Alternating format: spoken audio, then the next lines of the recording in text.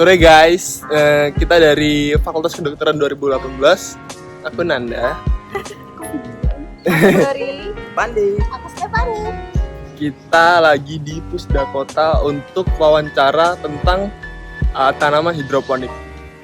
Untuk tahu wawancaranya nanti sini. Sore Pak. Sore. Ini saya dari perwakilan kelompok PKN. Jadi ada tugas untuk wawancara di Pusdakota. Jadi kita dari Fakultas Kedokteran angkatan 2018. Kalau boleh tahu bapaknya dengan nama siapa? Mami Santoso. Dengan Pak Mami Santoso. Ya. Tugasnya di Pusdakota sini ya Pak? Ya, saya 5 bulan yang lalu dimutasi di sini. Jadi sebelumnya saya karyawan di UTC, di IOC, Integrated Outdoor Campus di Trawas. Oh, di Trawas. Ya, saya di sana sudah 21 tahun, mulai tahun 99. Tanggal 29 bulan 9 tahun 99. Ini mau wawancara. Ya. Jadi yang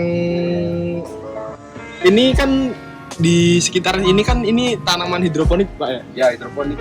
Mungkin ini bisa dijelaskan secara ini aja secara singkat apa sih tanaman hidroponik itu Pak? Jadi secara hidroponik sendiri pun saya kurang tahu karena secara pribadi saya kurang minat, tapi karena saya ingin belajar bahwa ternyata dalam perkembangan ilmu pertanian atau hidroponik, maka saya mau nggak mau harus belajar.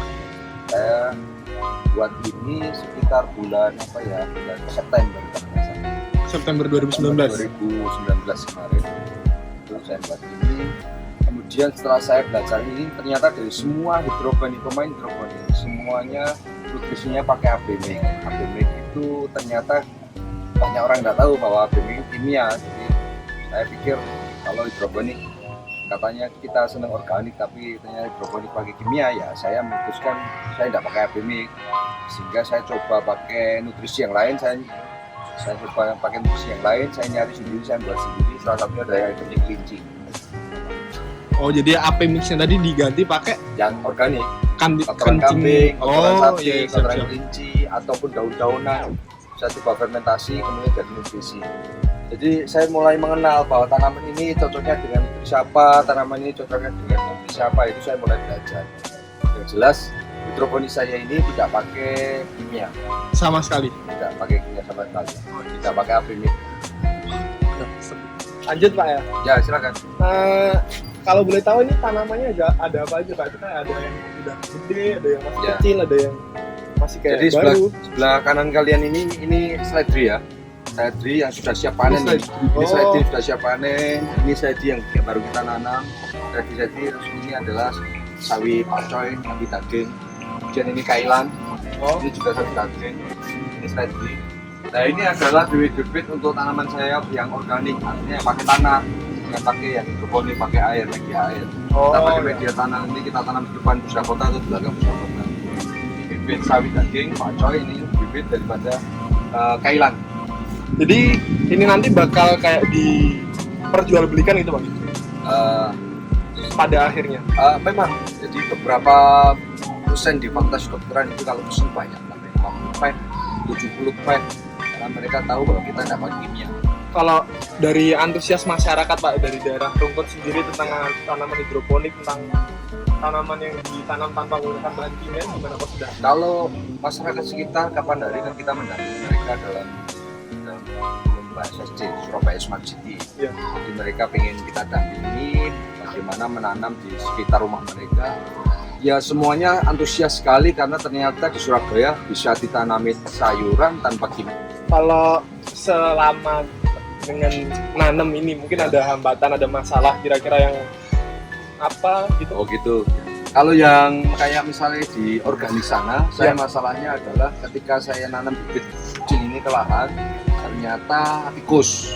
Oh, hama-hama gitu Pak? Ya, berapa itu tikus, tapi tikus tidak makan bayam rupanya, yang sawi-sawian ini dimakan. Kalau yang hidroponik ya itu tadi, karena saya adalah pemain baru, saya tidak mau pakai ABMIC ataupun pakai kimia, saya pakai nutrisi.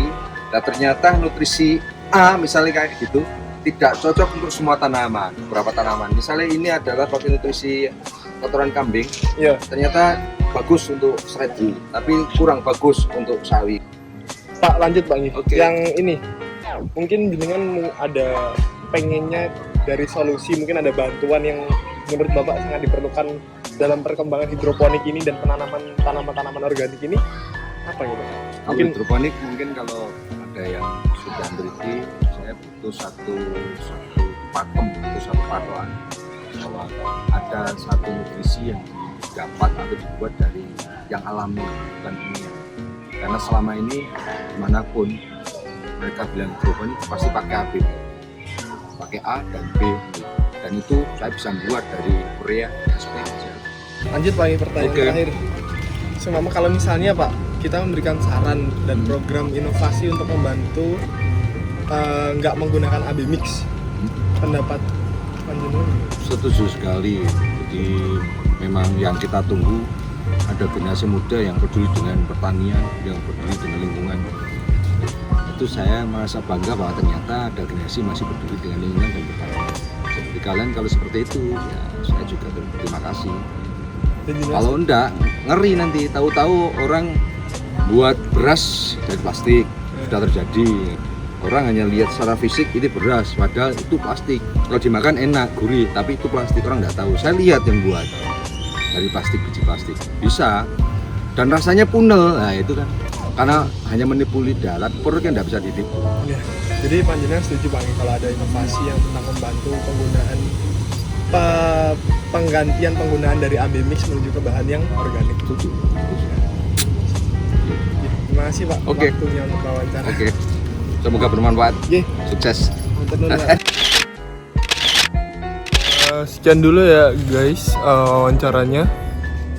Terima kasih sudah nyempetin, udah nonton Vlog kita. Bye.